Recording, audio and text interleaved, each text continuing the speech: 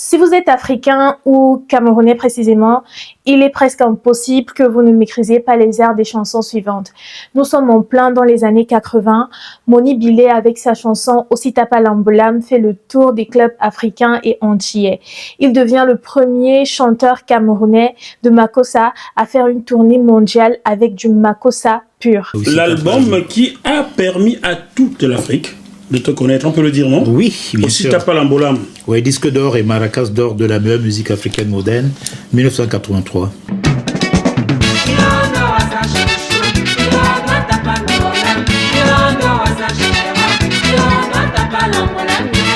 À côté, on a Toto Guillaume qui fait un carton dans toute l'Afrique et ses diasporas avec ses chansons Gando et Françoise.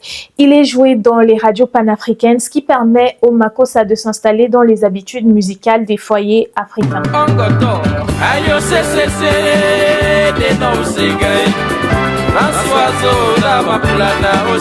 Sans Fantoma, avec sa chanson African Taipei Collection, a revisité le Makossa pour créer ce qu'on a appelé le Makassi, qui a été plébiscité dans toute l'Afrique et même dans les zones qui ne sont pas francophones, dans le Kenya et l'Afrique du Sud. Ce qui lui a valu un disque d'or et une vente de plus d'1,5 million d'exemplaires d'albums à travers le monde. Danser, danser, yeah. African Taipei Collection. Danser, danser, yeah. African Taipei Collection. Cette période marque l'âge d'or du Makossa qui exerçait une hégémonie musicale en Afrique, aux Antilles, en France, en Europe en général et en Amérique. Le Makossa est un genre musical qui, le premier, avant le football, a réussi à fédérer les diversités culturelles camerounaise et à promouvoir le label Cameroun à l'échelle internationale. Ce rythme va inspirer des chanteurs et musiciens plus mainstream à l'échelle internationale comme Jean-Luc Ponty, Paul Simmons, Missy Elliott, Dr. Dre ou comme on le sait tous, Michael Jackson. Malheureusement, aujourd'hui, cette musique est presque oubliée. Oubliée du public international, oubliée du public africain, oublié du public camerounais. Hello les amis, moi c'est Leka et aujourd'hui je vous propose de revenir sur l'histoire du Makossa, sur ce qui a fait ou continue de faire l'essence de cette musique, de redécouvrir le génie des musiciens camerounais, bref, une bonne occasion pour revisiter, parcourir ce registre musical que je trouve incroyablement riche mais tellement méconnu. Bref, voici l'histoire du Makossa.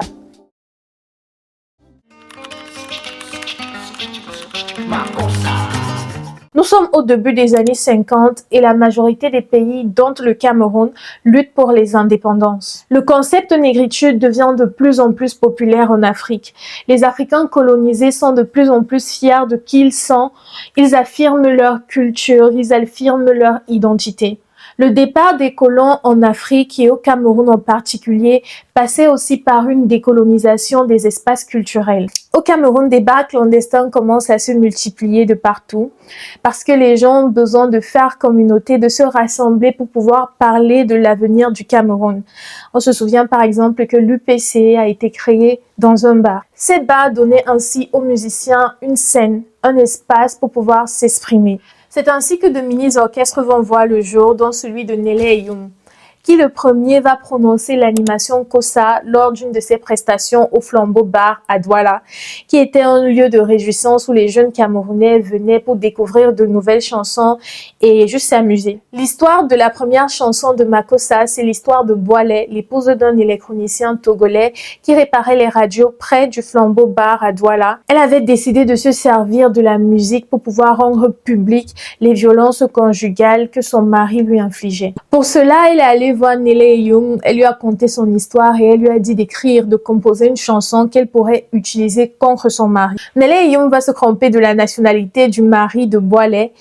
De Togolais, Basile va passer à Ghanéen le temps de la chanson Mota Ongonomo Asimanangandabo, désolé pour la prononciation, qui signifie l'homme ghanéen ne dort pas à la maison. Durant ces prestations, Nele Eyum criait Kossa, Kossa pour encourager les gens à danser et stimuler les musiciens de son orchestre. Mota Ongonomo Asimanangandabo. Et comme ce morceau n'avait pas de titre, quand les gars les spectateurs ont tellement aimé cette chanson qu'ils demandaient à Nélé et à Ebanda. Mais fais-nous la chanson d'hier, la chanson d'hier, c'est quoi? Je dis Kosa, Kosa, Kosa. Et c'est là où est né Makossa.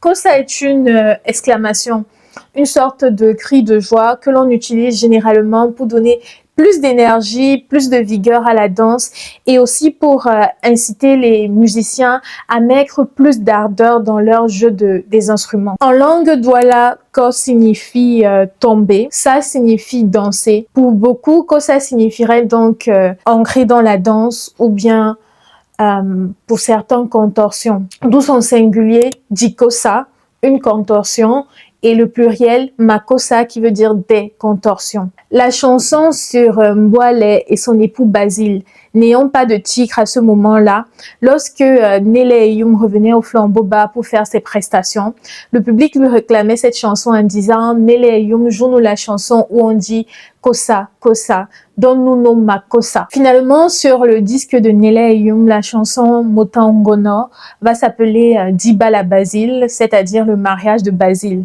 Le makossa était né.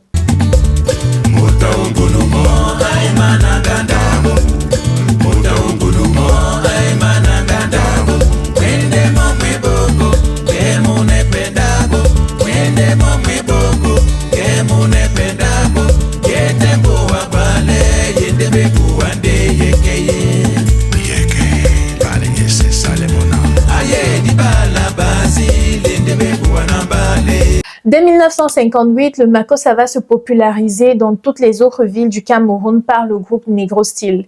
Ceci était d'autant plus facile parce que la culture, le lifestyle du peuple Sawa était déjà relativement connu de l'ensemble des Camerounais. L'ouverture du littoral camerounais à l'océan Atlantique a favorisé une certaine hybridation, un certain métissage des rythmes folkloriques du peuple Sawa. Cette rencontre entre les rythmes folkloriques du peuple Sawa et les musiques venues avec les colons, les missionnaires, les explorateurs, a donné ce qu'on a appelé le makossa. Si le makossa devait être mis en équation, cela donnerait makossa égale Isewe plus Bolobo plus Asiko dans les rythmes folkloriques du peuple Sawa, plus maintenant rumba congolaise, highlife du Ghana et du Nigeria et aussi le merengue qui nous venait du Cuba. Donc les influences extérieures. Jouets et d'autres qui sont dans les environs, c'était déjà une musique qui était similaire. C'est-à-dire qu'il y a eu du merengue, par exemple, qui fonctionnait déjà dans nos localités. Et il y avait la rumba congolaise. Par contre, dans le domaine du littoral camerounais, il y avait une autre musique qui était presque similaire, qui venait du Ghana, qu'on appelait le high life. Donc en réalité, le makossa a fait un peu un mélange de tout cela et des animations. De base, l'Esewe est une danse psychothérapeutique pratiquée seulement lors des enterrements afin d'exorciser la douleur due à la perte d'un être cher. Les pionniers, les premiers musiciens du makossa comme Nélé Youm et Banda Malfred ont repris le rythme de l'Esewe qu'ils ont adapté aux instruments comme la guitare basse ou bien la batterie. Ce qui a donné le groove dansant qui plus tard a fait la signature du makossa.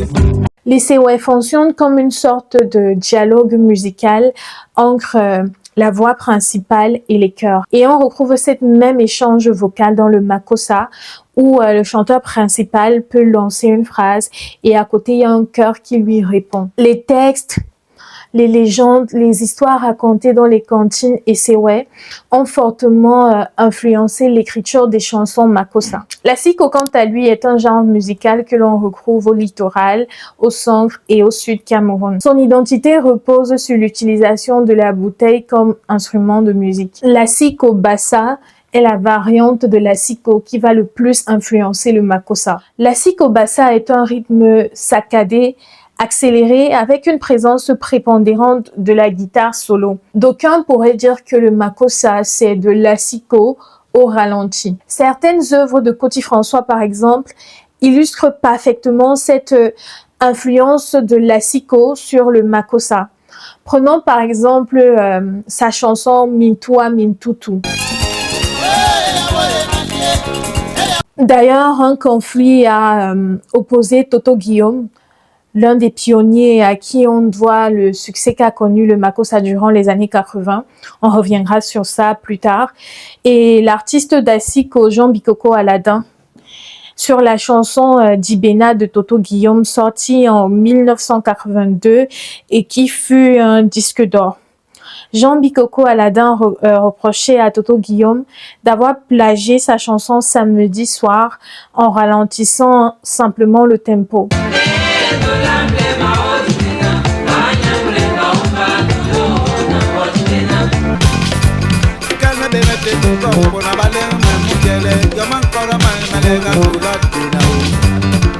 Enfin, la dernière influence folklorique locale qu'on attribue au Makossa, c'est le bolobo, qui est un rythme beaucoup plus percussif et rapide que les sewe, par exemple. Il y a toute une littérature orale dans ce genre qui a fortement influencé les chanteurs de Makossa. Maintenant, parmi les influences extérieures au Makossa, on retrouve la rumba congolaise, qui est le genre qui, plus que les autres parmi cette catégorie-là, a influencé le Makossa. La rumba congolaise était déjà super connue au Cameroun à l'époque grâce à la propagande de la radio Léopoldville, basée à Kinshasa et diffusée dans de nombreuses capitales à travers l'Afrique. L'association de la rumba congolaise à la lutte pour les indépendances a grandement favorisé sa popularisation, sa vulgarisation dans de nombreuses capitales d'Afrique subsaharienne. La rumba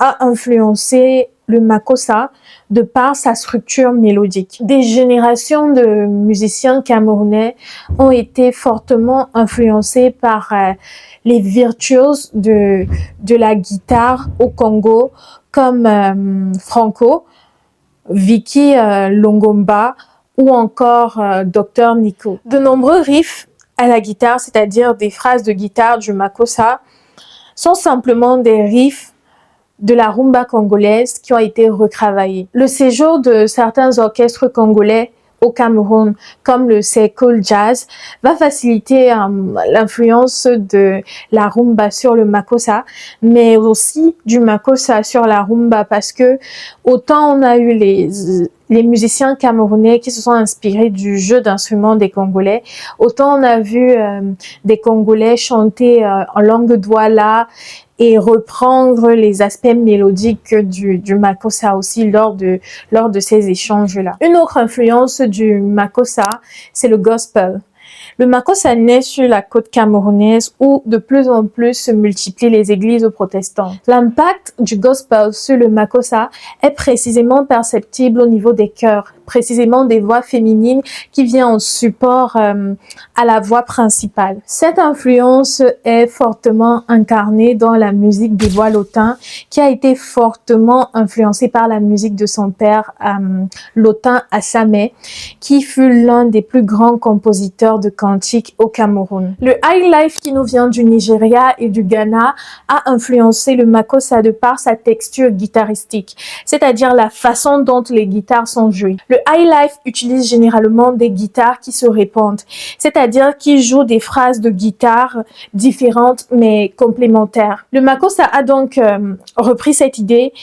Et les guitares, ils sont très présentes. Les guitares se croisent, se répondent et créent un fond musical à la fois riche, fluide et dansant. Du highlife, le Makossa a aussi repris la structure harmonique, c'est-à-dire la façon dont les accords s'enchaînent. Le Makossa a repris cette logique en y ajoutant sa propre couleur rythmique et mélodique, mais on retrouve une parenté dans les enchaînements des accords et donc dans la couleur harmonique. Le Makossa a donc adopté cette logique d'enchaînement des accords en y ajoutant sa propre couleur rythmique et mélodique. Le merengue qui, quant à lui, nous est venu des Caraïbes, a influencé le Makossa de par l'énergie dansante et le côté vif qu'il a apporté. Le tempo du merengue qui nous vient des Caraïbes a fortement influencé le Makossa. C'est lui qui lui a inspiré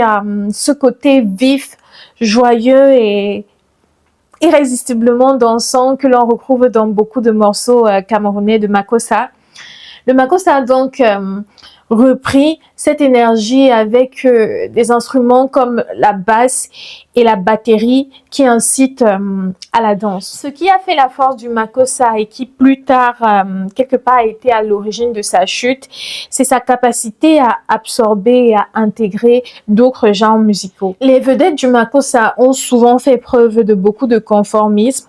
Ils se sont beaucoup adaptés aux rythmes musicaux qui marchaient sur le moment. C'est ainsi qu'on a eu par exemple le soukous Makossa ou bien le soukouma, qui est une combinaison entre le soukous et le Makossa, qu'on a beaucoup écouté chez des artistes comme Kotobas ou Toucouleur.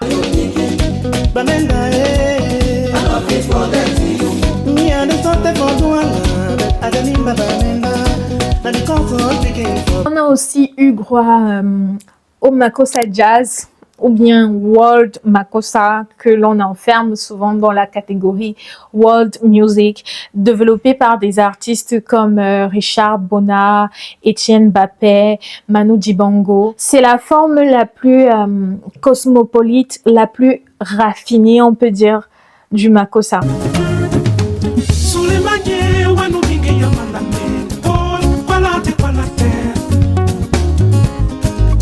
Ensuite, on a le Kwassa Makossa, une fédération entre le Kwassa Kwassa et le Makossa que l'on retrouve chez des artistes comme Benji Makteke ou Eugène Ekwala. On a aussi eu le Makossa Love et ou Makossa Zouk, qui est une fusion entre le Makossa et le Zouk des Antillais.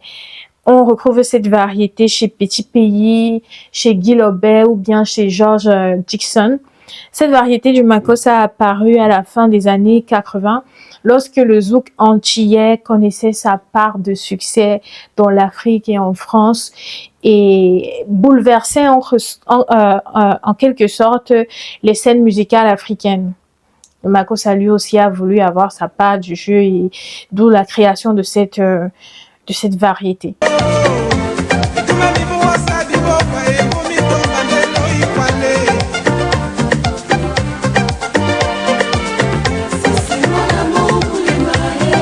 Enfin, on peut encore citer le disco Makossa, qu'on a vu être développé par Tim et Foti, qui ont été plagiés par Missy Elliott, qu'on a vu aussi chez le bassiste Vicky et Dimo.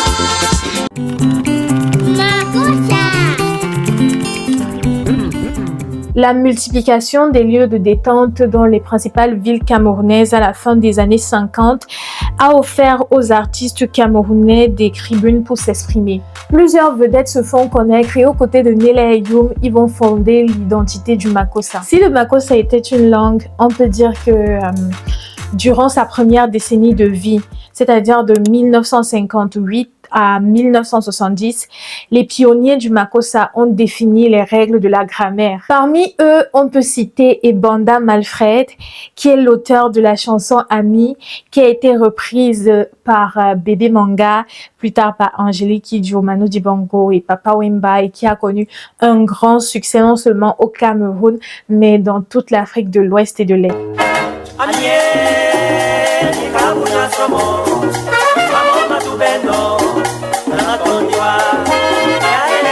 Un autre pionnier, c'est Mouele Guillaume, chez qui on retrouve réellement cette volonté d'absorber les rythmes étrangers, comme par exemple le high life.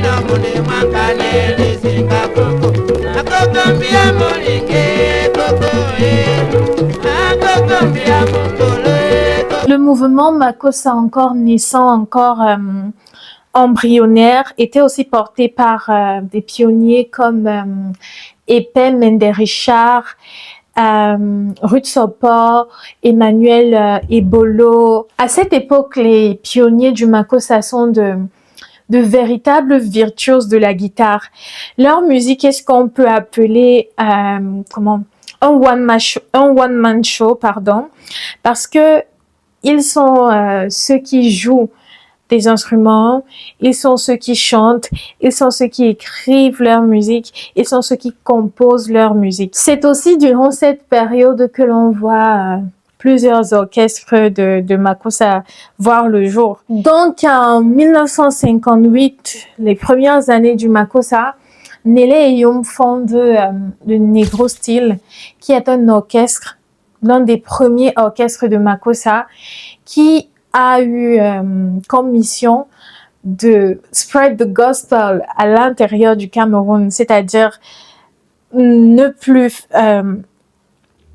cantonner le Makossa seulement à la région côtière, mais aller le partager avec le reste du pays. Ils ont accompagné des artistes comme Ebanda Malfred, justement, comme Jojo Ngale aussi, Saleh John. Après, ou bien à côté du Negro Style, on avait l'orchestre Uvotco Jazz, qui signifie Union des voix côtières du Cameroun, qui a permis, ou bien qui a participé en grande partie à la standardisation du Makossa.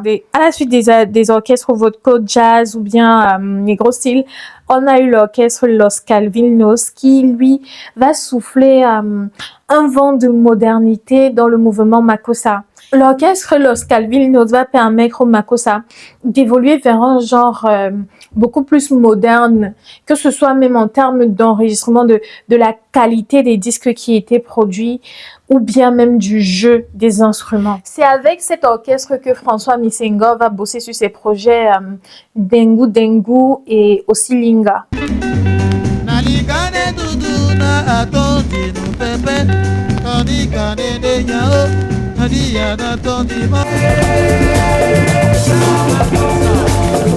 C'est au cours de la deuxième décennie du Makossa, c'est-à-dire de 1970 à 1980, que vont se former définitivement, harmoniquement et rythmiquement les lignes naturelles du Makossa. Que ce soit les arrangements, le swing, l'adaptation et la mélodie, on a désormais un canevas beaucoup plus arrêté.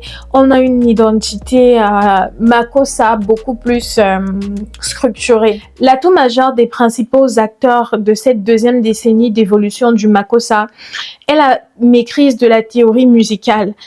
Nombreux parmi eux savent écrire et lire la musique, ce qui permet de rompre avec tout ce qui est maladresse dans les arrangements. De nouveaux orchestres et de nouvelles vedettes vont émerger, parmi lesquels Willy le Pape, Eboalotine avec ses singles à succès, Matumba et Bessombe qui sont aujourd'hui des classiques encore et encore écoutés.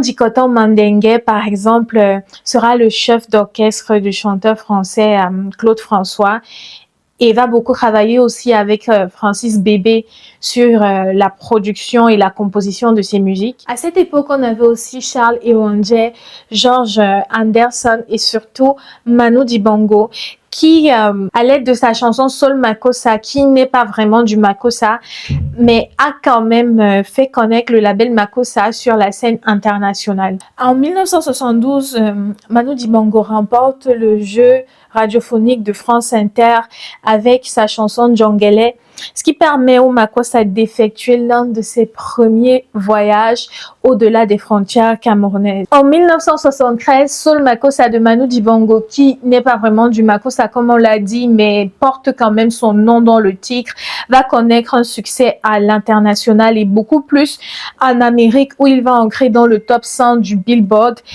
et va même atteindre la 21e place et passer 9 semaines consécutives à l'intérieur de ce classement. Il va s'écouler à plus de 2 millions d'exemplaires à la fin de l'année 73 à travers le monde. Soul Makossa va être repris en Amérique, en Argentine, au Nigeria, en Afrique du Sud, au Venezuela, au Brésil, ce qui va permettre au public international de se familiariser avec le label Makossa. Durant ces décennies aussi, on avait Echo Roosevelt qui était aussi Au-delà d'être chanteur, il était arrangeur et producteur de d'autres artistes. Il a sorti 5 albums à cette période et son makossa à lui était teinté de funk, de disco, de soul, de jazz. Je pense que s'il fallait le classer, je le mettrais dans la catégorie World Makossa, qui, comme on l'a dit, est une version un peu plus, on va dire quoi, raffinée du makossa.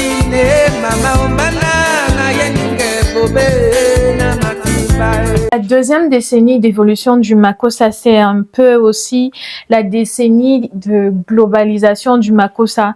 Parce que, par exemple, en France, la gauche qui arrive au pouvoir va autoriser la création de radios privées. On aura donc des radios de diaspora africaine en France et dans d'autres localités européennes, ce qui va permettre au makossa de sortir de l'espace communautaire dans lequel il était jusqu'ici confiné.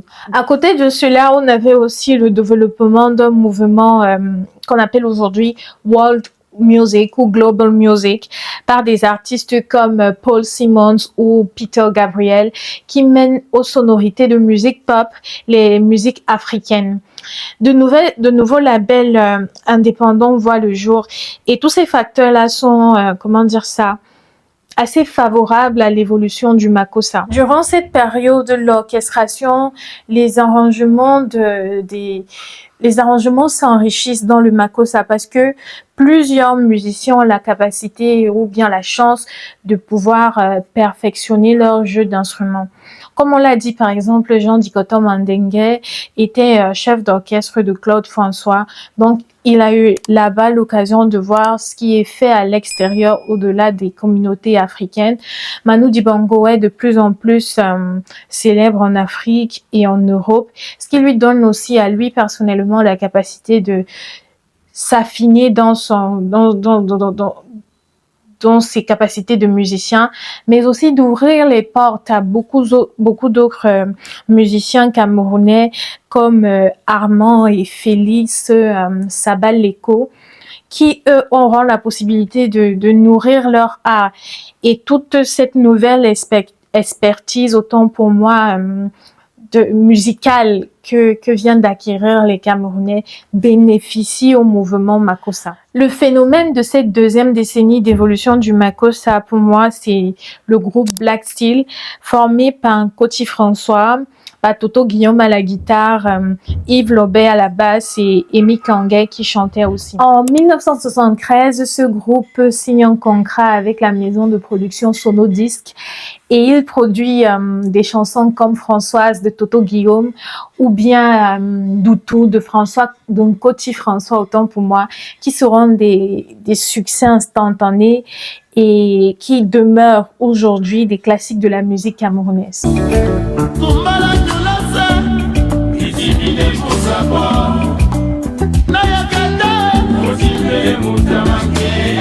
L'année suivante, c'est-à-dire en 1974, le groupe Black Steel sort son deuxième album Osambo, qui connaîtra lui aussi un grand succès et confirmera leur influence et va les installer, les imposer comme pionniers du makossa moderne. Durant cette décennie du makossa, c'est-à-dire durant les années 70, va se former autour de Manu Dibango, ce qui sera appelé plus tard l'équipe nationale du makossa. Dans cette première formule de ce qui a été l'équipe nationale du makossa, on retrouvait des Camerounais, des Antillais, des Congolais à plusieurs postes.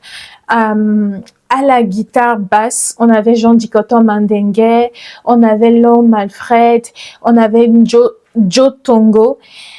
Au piano, autant pour moi, et au clavier, on avait Echo Roosevelt, dont on a parlé tout à l'heure, et l'Antillais Jean-Claude Nemro, je pense c'est comme ça se prononce.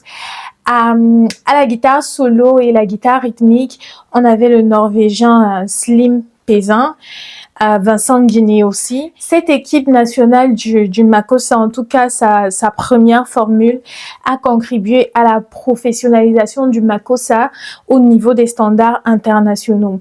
Que ce soit au niveau des jeux des instruments, que ce soit au niveau des arrangements, que ce soit au niveau de la qualité des studios où étaient maintenant enregistrées les chansons. Ce qui a finalement permis aux vedettes du Makossa d'avoir un socle sur lequel s'appuyer, non seulement pour les enregistrements de leurs disques, mais aussi pour leurs prestations en live. Après une première décennie de tâtonnement et de balbutiement, la deuxième décennie, quant à elle, va établir, autant pour moi, définitivement les piliers du Makossa, sa structure fondamentale, son identité musicale.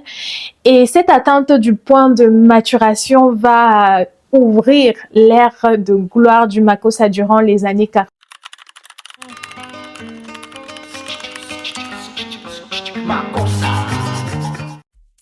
La troisième décennie, quant à elle, durant les années 80, est celle de la popularisation du Makossa en Afrique et à l'extérieur à travers les diasporas africaines en France et en Europe. La particularité de cette ère du Makossa est le déplacement des foyers de production du Cameroun et du Bénin vers Paris en France. Paris va donc devenir la nouvelle capitale du Makossa. La première génération de l'équipe nationale de Makossa y étant déjà autour de Manu Dibango. La deuxième génération du Makossa, quant à elle, va aussi se former là-bas à Paris.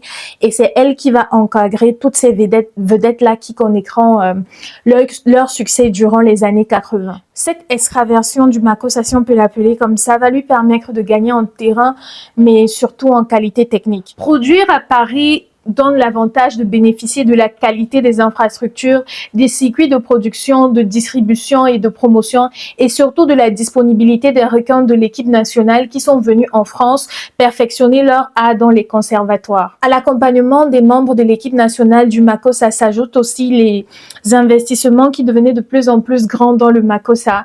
Et ainsi, la qualité de la musique devenait beaucoup plus, mainstream. Et à ces facteurs s'ajoute aussi la naissance d'une nouvelle radio des diasporas africaines.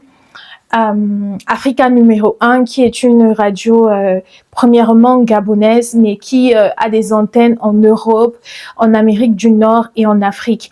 À travers son programme Africa Song, le Makossa va pouvoir être diffusé dans les foyers des Africains, des Africains en Afrique, mais des Africains qui sont aussi en Europe, en Amérique du Nord. Durant les années 70, Toto Guillaume a connu un véritable succès avec le groupe Black Steel, comme on l'a expliqué. Il va quitter le Cameroun pour aller en France pour pouvoir perfectionner son art dans des conservatoires, ce qui sera pour lui la bonne occasion pour pouvoir devenir meneur de l'équipe nationale du Makossa, la deuxième génération. Et avec l'aide des bassistes Vicky et Dimo, Aladi Touré et des batteurs Donald Westley et Benny et Valérie Lobé, ils vont consolider ce qui est appelé la deuxième génération de l'équipe nationale du Makossa. Et c'est cette équipe-là qui va accompagner toutes les vedettes camerounaises qui ont connu du succès durant les années 80. Que ce soit Bendeka, que ce soit Dinabel, que ce soit Penda Dale, toutes ces personnes-là, lorsqu'elles voulaient produire leurs chansons, peut-être les composer au Cameroun, mais savaient qu'elles devaient voyager, arriver en France pour pouvoir rencontrer les requins de l'équipe nationale du Makossa enregistrés à Paris et se battre pour pouvoir trouver des producteurs et des circuits de distribution et de promotion. Aussi,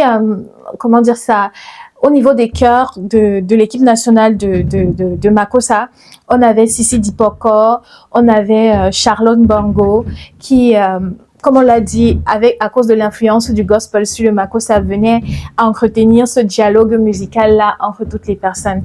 L'équipe nationale de Makossa était finalement la fabrique de talents, mais aussi de disques, le joker, en fait, la stratégie secrète du Makossa. Malgré leur succès, les relations au sein du groupe n'avaient rien d'un long fleuve tranquille.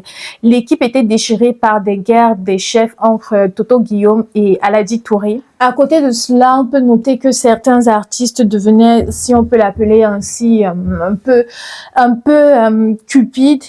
Ils abandonnaient leurs collaborateurs dès leur premier succès pour pouvoir se lancer dans un one-man show où à eux seuls, ils étaient arrangeurs, compositeurs, musiciens, paroliers sur leur projet. Et le fait qu'ils soient d'un coup à la fois sur tous les pôles de production de leurs disques avait forcément de l'influence sur la qualité de la musique qu'ils produisaient. Durant cette période de gloire aussi du Makossa, on a connu ce qui s'est appelé la dynastie des bassistes camerounais, qui à l'intérieur de l'équipe nationale du Makossa ont participé à l'enrichissement musical du rythme. Ils ont même influencé d'autres rythmes musicaux en Afrique, comme le zouk. Parmi eux, on avait Etienne Bapé, que l'on appelle aussi le bassiste aux mains gantées de soie noire, qui est lui aussi arrangeur, auteur, compositeur et chanteur. Il a été le sideman, il a bossé avec plusieurs vedettes de la musique, non pas seulement africaine, mais mondiale, comme Ray Charles, Salif Keita, Manu Dibango, The Fingers. Guy Sanguet, qu'on a affectueusement appelé Gold Fingers, a fait ses débuts en tant que bassiste dans un groupe qu'il a formé avec Richard Bona et Etienne Bapé, qui eux aussi sont des bassistes. Il a travaillé avec plusieurs Camerounais, mais aussi plusieurs membres de la scène musicale internationale, comme le groupe Kassav, ou bien le violoniste et compositeur de jazz français Jean-Luc Ponty.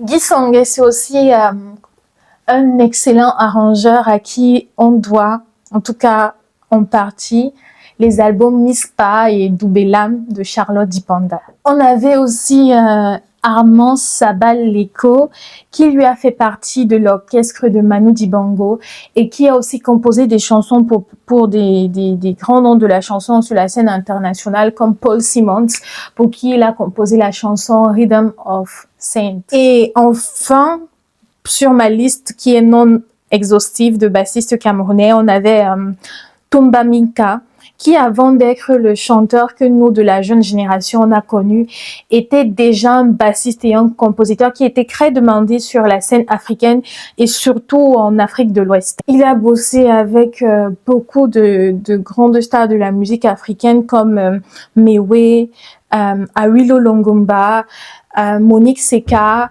Aïcha Kone et Alpha Blondy.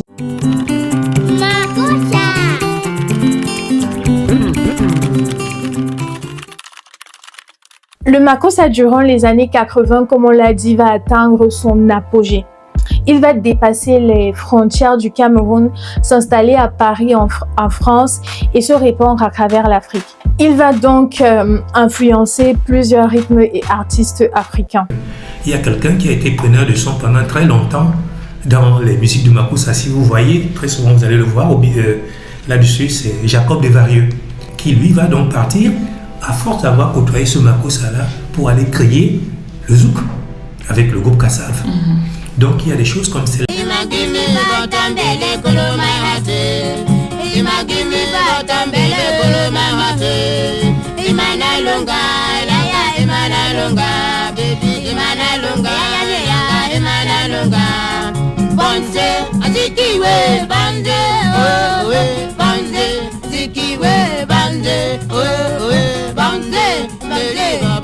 Par exemple, le chanteur burkinabé Eugène Kounker, qui est le créateur de ce qu'on a appelé le Dak Beat, un mélange de rythmes locaux burkinabés, de Makossa et de soukous congolais, va récupérer les riffs de guitare généralement utilisés dans le Makossa. Besosso, qui est un artiste de la Guinée équatoriale, va faire une sorte de fusion entre le flamenco vraiment populaire là-bas en Guinée équatoriale et le Makossa qui était déjà super écouté chez eux aussi. Son compatriote Kano va carrément s'essayer à faire du makossa. Il va appeler Tumba Mika à la basse, Charlotte Dipanda, Sissi Dipoko et Roselyne Bellinga au cœur, et il va nous donner ce beau morceau que j'aime beaucoup qui s'appelle Ongele Tomba, sur lequel il chante en langue douala.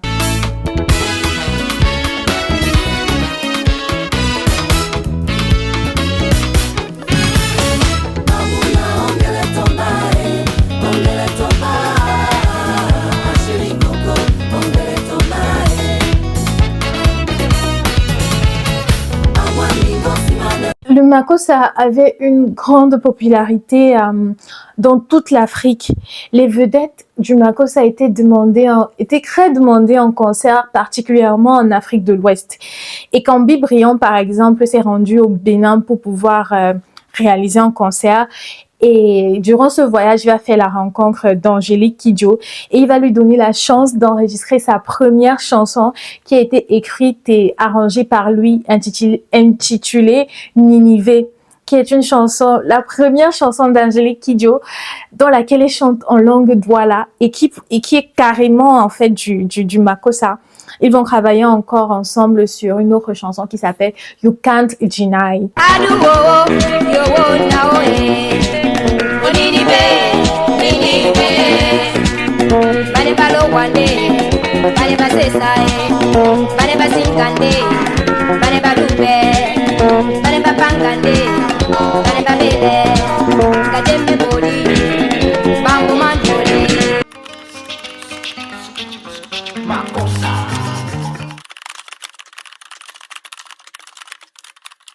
Malheureusement, au début des années 90, le mouvement makossa a commencé à s'essouffler pour diverses raisons. Parmi elles, la perte de l'essence musicale même du makossa. La diversité et la variété ont toujours été les caractéristiques majeures du makossa.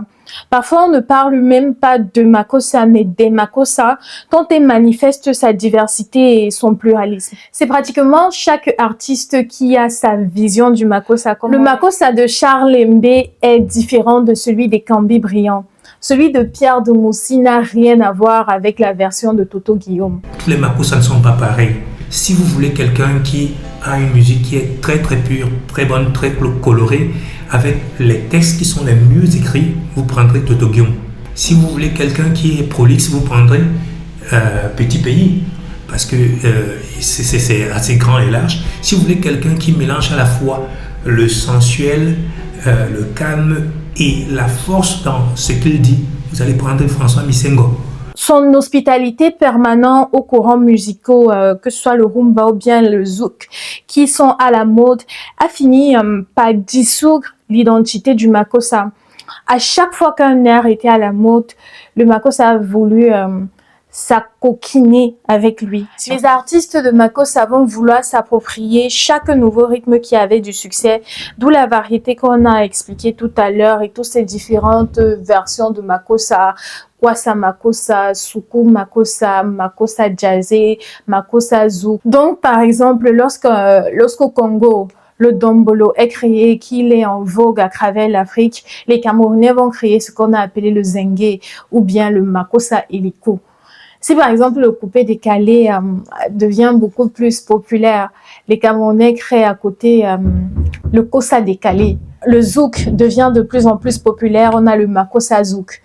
Donc, les artistes camerounais vont à chaque fois essayer d'absorber tout ce qui est mainstream à un moment donné, ce qui fait en sorte que l'identité même, l'essence même du makossa à un moment donné, c'est Tchol, et les gens ne savent même plus réellement ce que est le makossa concrètement. Cette plasticité du makossa, par ces nouvelles vedettes, a ruiné tout le boulot que les deux générations du makossa avaient pris des décennies à construire. Et pas de bol encore, à ça s'ajoute le fait que, contrairement aux musiciens de la deuxième génération du makossa, ceux de cette nouvelle ère ne savent ni lire ni écrire la musique, en tout cas pour la plupart. Ce qui fait en sorte qu'on a des approximations dans les arrangements.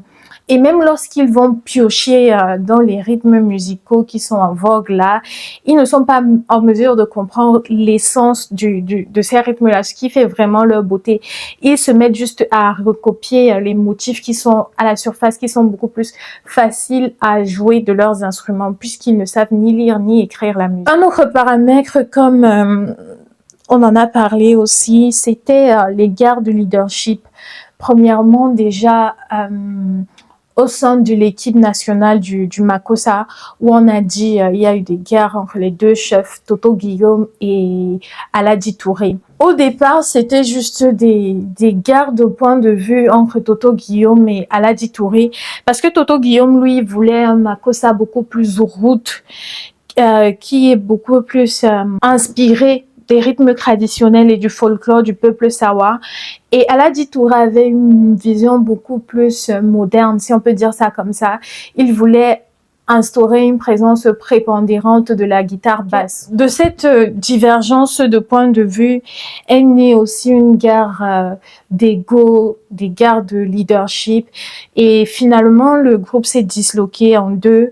On a eu des pro-Togui, dont Toto Guillaume, et des pro-Touré, pro-Aladi Touré. Cette dislocation de l'équipe nationale du Makossa a été vraiment, je pense, l'un des grands facteurs qui justifie l'essoufflement du rythme à la fin des années 80, début années 90, parce que tous ces artistes-là s'appuyaient sur eux pour pouvoir produire leurs disques et même prester lorsqu'ils arrivaient dans les diasporas. N'ayant plus maintenant de cadre pour pouvoir produire leur musique, les artistes essayaient de faire des choses par eux-mêmes et tout, et ne maîtrisant pas l'utilisation des instruments, n'ayant pas aussi accès aux infrastructures, c'est-à-dire les studios, et même à des talents locaux, c'est-à-dire dans le nouveau foyer de production du Makossa en France, ils étaient perdus. Ce qui fait en sorte que on produit moins déjà, et en plus la qualité n'est plus bonne. À tout cela s'ajoute un problème économique. À cette période, de nombreuses maisons de production africaines font faillite. Par exemple, Sonodix ou bien Africa Umba. Le contexte économique aussi au Cameroun n'était pas favorable. On a une chute du pouvoir d'achat des Camerounais, la montée considérable du chômage, la baisse du bien-être des Camerounais, ce qui fait en sorte qu'ils n'ont plus les moyens de pouvoir s'acheter des disques. Et donc de cela découle la piraterie des œuvres qui a encore plus appauvri l'industrie musicale qui était jusque-là encore embryonnaire au Cameroun. Le Makossa devient donc pour beaucoup d'opérateurs économiques un investissement sans retour, un mauvais risque économique. Et c'est par passion ou bien je ne sais pas patriotisme culturel que certains producteurs comme Jean-Pierre Sa de JPS Production vont continuer à s'investir et quand même nous faire continuer à vivre le Makossa durant les années 2000 avec les artistes comme Maman Guéa ou bien Grace Deka et Ben Deka qui toujours produisaient de la musique à ce moment. Est-ce qu'on peut finalement dire que le Makossa est mort, qu'il n'y a plus d'espoir le concernant, que jamais ce rythme-là ne redeviendra pas à la mode, mais au moins chéri des Camerounais? Moi, je pense que non. Je pense qu'il y a des axes à suivre pour pouvoir pas faire renaître ce mouvement exactement comme dans les années 80, mais lui donner un nouveau souffle ou bien simplement aller puiser à l'intérieur de celui-ci. Et parmi les actions que je pense peuvent servir cela, il y a la formation des musiciens camerounais et aussi des artistes chanteurs. Le Makossa souffre aujourd'hui d'une grave crise d'identité, manifeste par l'érosion du timbre, de la ligne mélodique de base standard que Aladi Touré avait appelé le Makossa basique. Cet état des choses s'explique entre autres par le déracinement culturel des acteurs du Makossa. Beaucoup de musiciens de la nouvelle génération manquent de substrat culturel. Ils sont pour beaucoup étrangers à leur culture d'origine et pourtant le Makossa a toujours reposé sur son enracinement culturel bien que influencé par les musiques extérieures. Les jeunes artistes camerounais aujourd'hui ont besoin de se réconcilier avec leur patrimoine culturel et cela passe par l'écoute des classiques. Ensemble, nous sommes revenus sur l'histoire du Makossa, comment il s'est créé, ses influences externes et internes, comment il s'est constitué pour pouvoir construire ce qui a fait son essence sonore. Je continue d'attacher à cette musique beaucoup de respect, beaucoup de fascination, beaucoup de souvenirs, beaucoup de nostalgie. Quand j'écoute ces musiques, je suis heureuse, mais triste aussi à la fois parce que ma génération à moi n'est pas contemporaine à ce mouvement qui était le Makossa durant les années 80. Néanmoins, il y a quand même de nouveaux artistes de la scène musicale camerounaise qui me donnent espoir de par la façon dont ils vont piocher dans ce répertoire du Makossa afin de nous donner des versions beaucoup plus modernes et en phase avec l'ère dans lequel nous sommes. Par exemple, on a Eric qui fait du néo-soul Makossa, j'adore ce qu'il propose. Il y a Enz qui tout le temps nous fait des reprises magnifiques, des classiques. Dernièrement, il a fait une reprise de Bana Utopina de Charlotte Bango. J'ai aimé streamer à fond sa reprise de Nalanji d'Echo Roosevelt.